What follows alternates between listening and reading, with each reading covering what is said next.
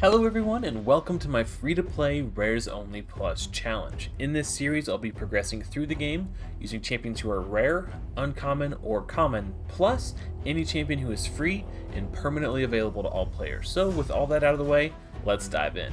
As you can see, I'm on day 95 and I got 650 energy for the day, which I'm currently saving for Clan vs Clan, which goes live in about 5.5 hours. Speaking of Clan vs Clan, my primary objective this CVC, because Minotaur objectives have ×2, I will likely be farming masteries for my Kale.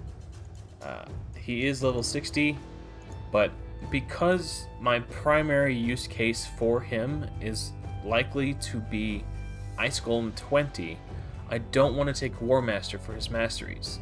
The reason why this is because on the Ice Golem, he has this passive called Frigid Vengeance, and when it triggers, it hits really hard. So it says attacks one enemy whenever his HP drops below 80, 60, 45, 30, and 15%.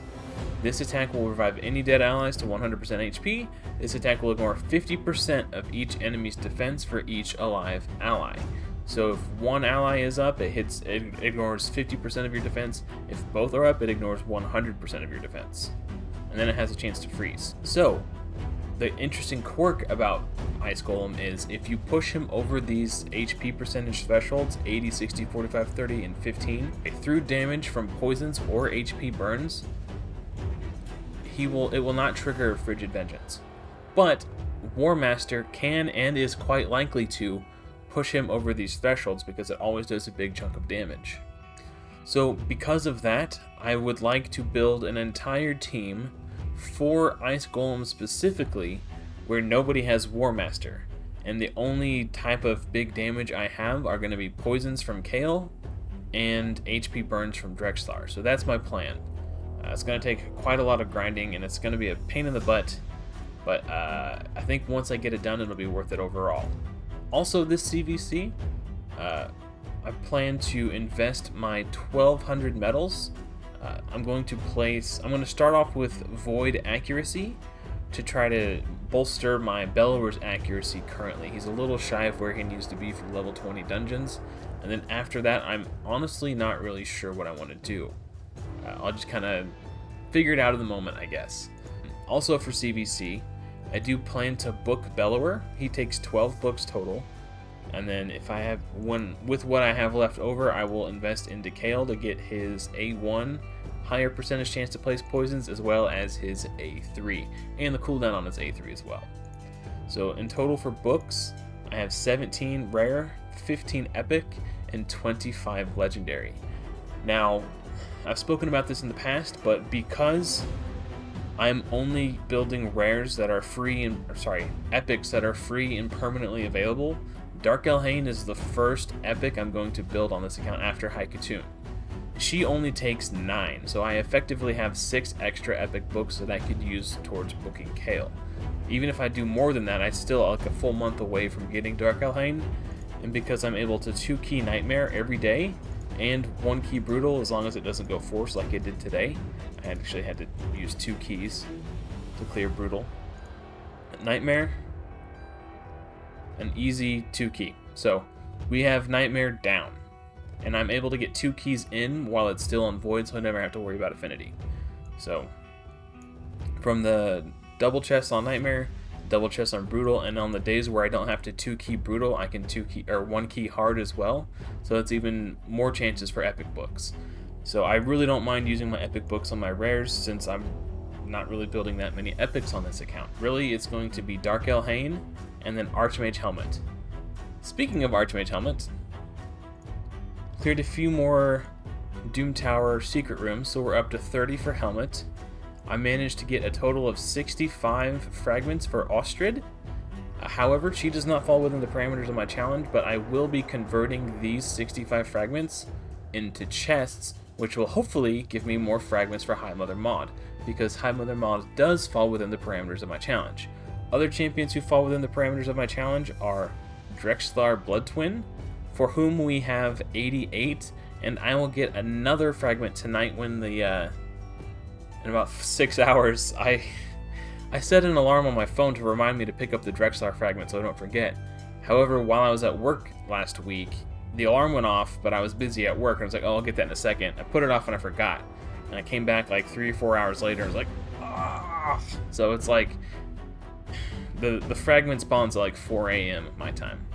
But we managed to get another 5 fragments for Yakarl this week. And I have not bought any more fragments for Yannicka because I want to make sure that I'm prioritizing clan gold for rare books at the moment. And then if I have any left over after buying books and Yakarl fragments, then I'm picking up fragments for Yannicka. So she's like my low priority at the moment. Going back to Bellower for just a moment, last week I put up a community poll asking you guys what you thought about the following. Who should I book and build masteries on next, Bellower or Kale? An overwhelming majority of you guys voted in favor of Bellower, and I tended to agree. So I went ahead and built his masteries, and then I asked you guys again. I'm not taking War Master on Bellower because I plan to use him in Ice Golem, and I don't want any untimely Frigid Vengeance activations. With that in mind, which of the following Tier 6 masteries would you take? Helm Smasher for more damage each turn, or Oppressor for more turns overall? The majority of you guys voted in favor of Helm Smasher. However, I decided to go against the community on this one. I decided to go with the Pressor, and the reason being is because while he is capable of doing damage, it's not his job specifically. His job is to be a debuffer, and he places tons of debuffs. So he will likely get the full value of Oppressor constantly.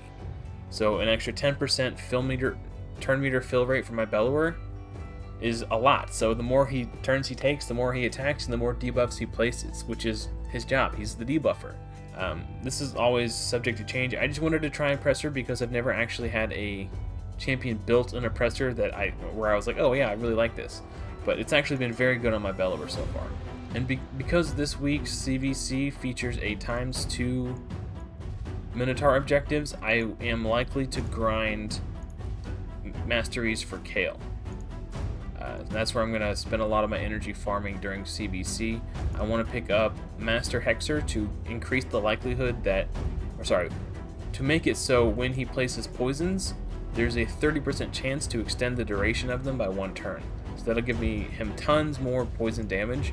And then Sniper for his A3 to move it from a 50% chance on a 4-hitter to a 55% chance on a 4-hitter of placing poisons. So slightly increases his chance to place the poisons, and then if he does place a poison, 30% chance to increase the duration of those poisons. Beyond Master Hexer, I don't know what other masteries I plan to take on him. So that's something I'll have to figure out moving forward.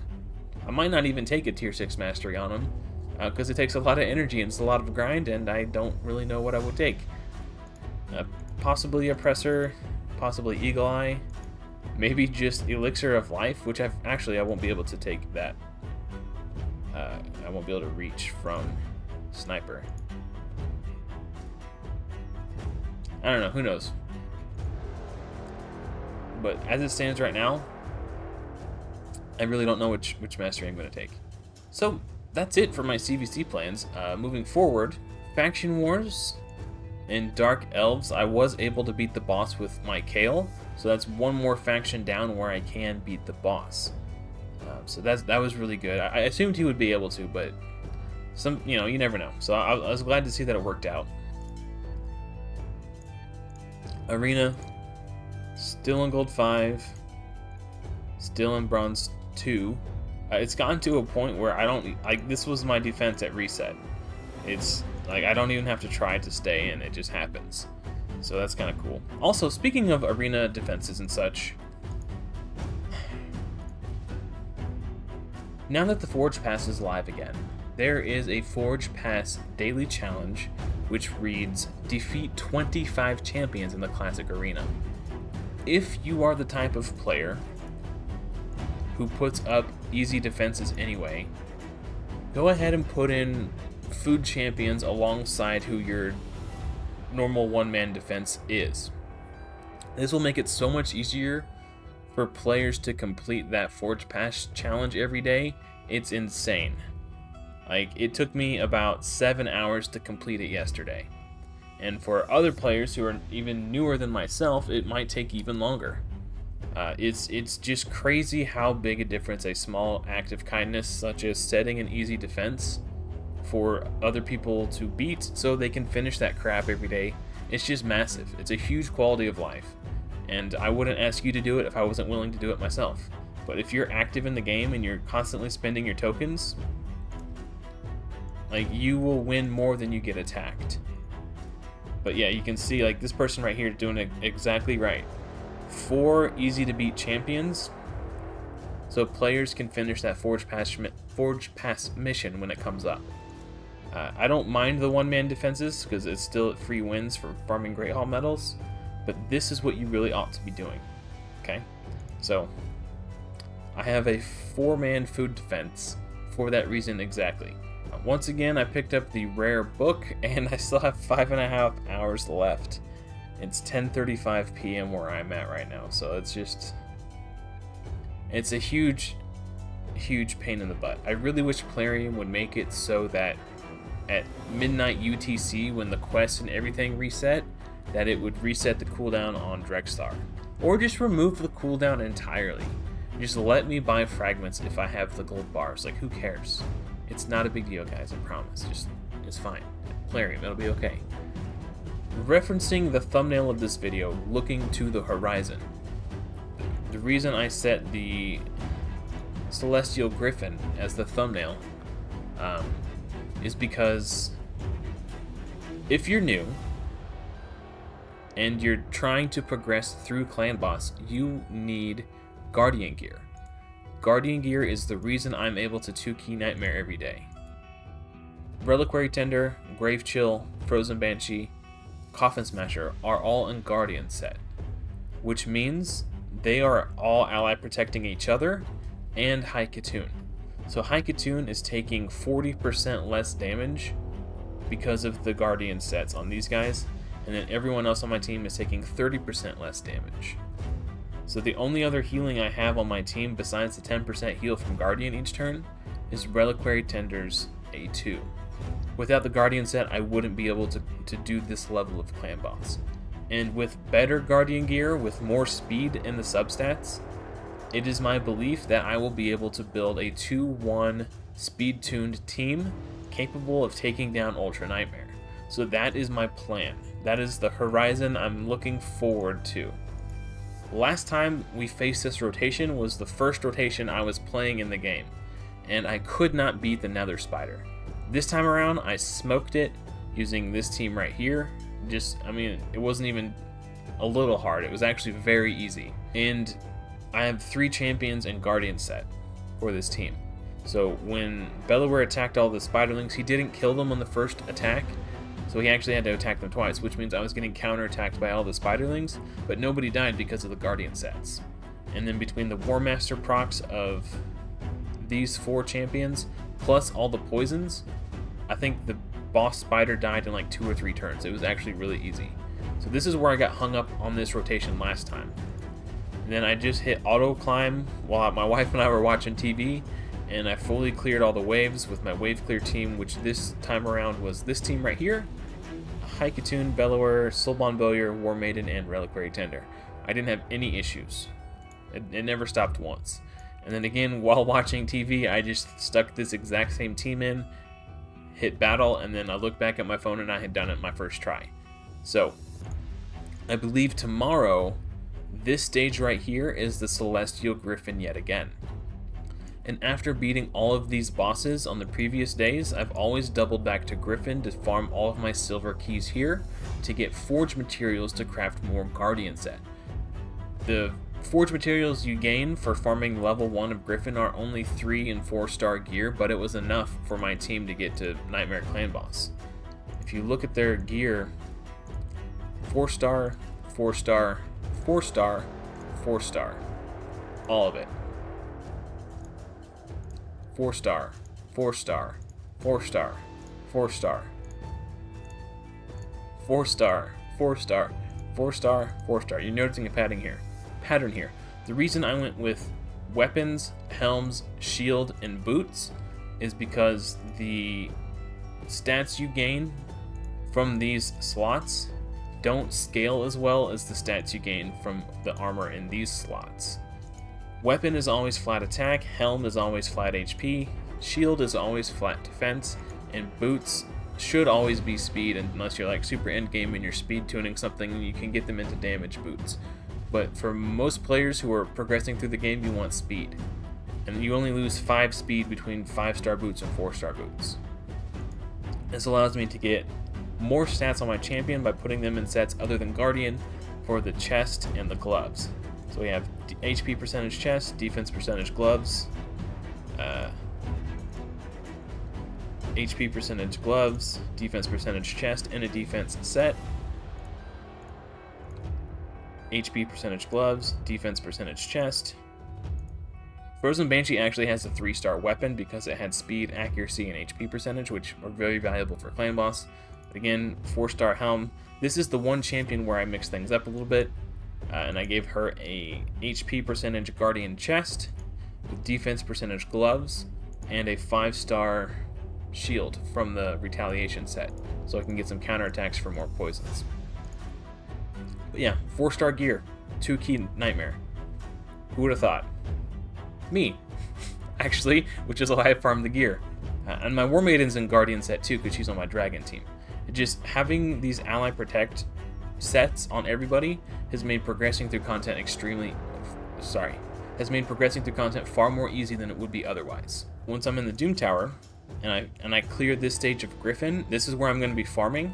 And if by chance I can clear up to the next stage of Griffin, I'll be farming on that stage, because I want to start getting that 4 and 5-star Guardian set gear too, so I can hopefully build my Ultra Nightmare Clan Boss team. We are looking to the horizon, and we're always going to be farming Griffin. Next Doom Tower rotation, the final boss is Boml.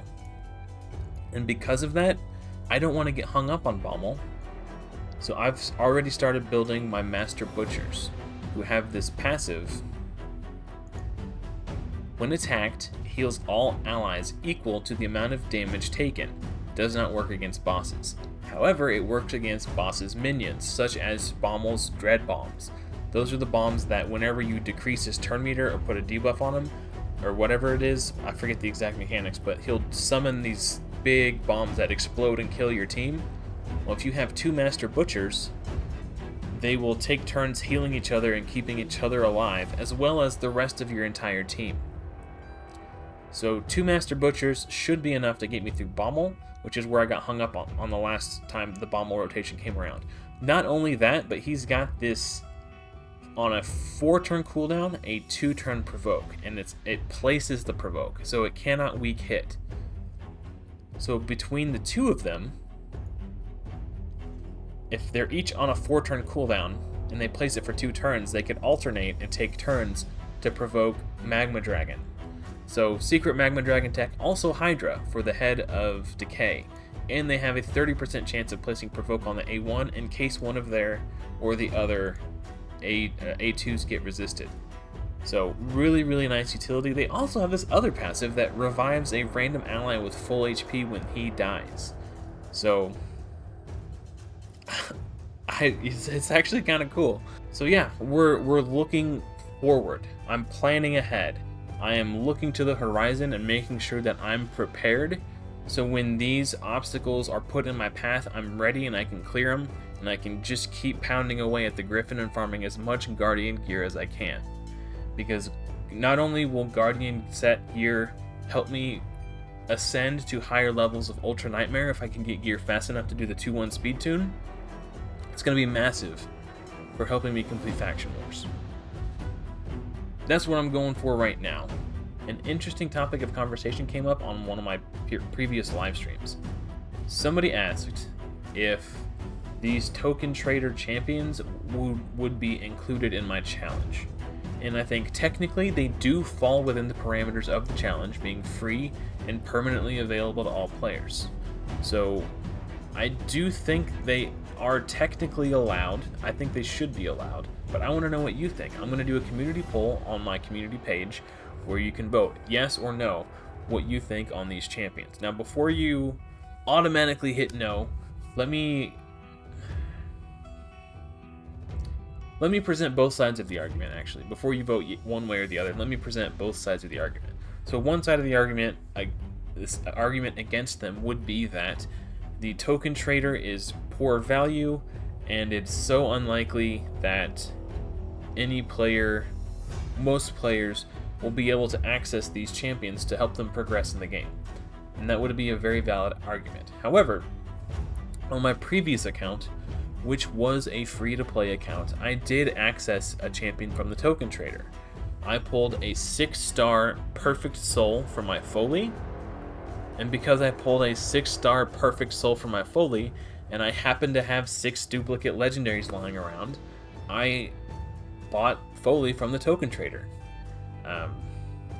So yeah, even as a free-to-play player, I was able to access this. Now it's something that is going to be so far in the future, like it's not something that's going to happen soon. So I'm open to hearing your guys' thoughts and feedbacks on the token trader specifically. I would be interested to know what you guys think. So keep an eye out for the community poll on my community tab, I guess, is where they live. So, and honestly, I don't really even know who I'd want out of here. Maybe Tomb Lord to use as a solo champion someday. I will gain Gerda Bogbrew from login rewards at some point, so I will already have a solo champion. But the fact that Tomb Lord is a different affinity opens up more options for more dungeons to solo. So maybe Tomb Lord, probably not Foley. I was a little unimpressed with Foley, despite him being, Foley's 6-star awakened. Maybe Molly for some Hydra stuff. By the time I get 8, what is it? Well, yeah, it would be 8 duplicate, because you get 500 per duplicate. So 8 duplicate legendaries for Sir Nicholas, potentially to make an unkillable team for Clan Boss, but by then I will almost assuredly have Clan Boss on lockdown by then. So the only other one that catches my eye would be Minaya for her heal reduction A2 for Centranos. But other than that, these aren't anybody that I'm really going to be gunning for. So let me know what you think. Anyway, that's going to do it for me, guys. Thank you so much for watching. Hopefully, I'll see you in another video soon, but until next time, happy raiding.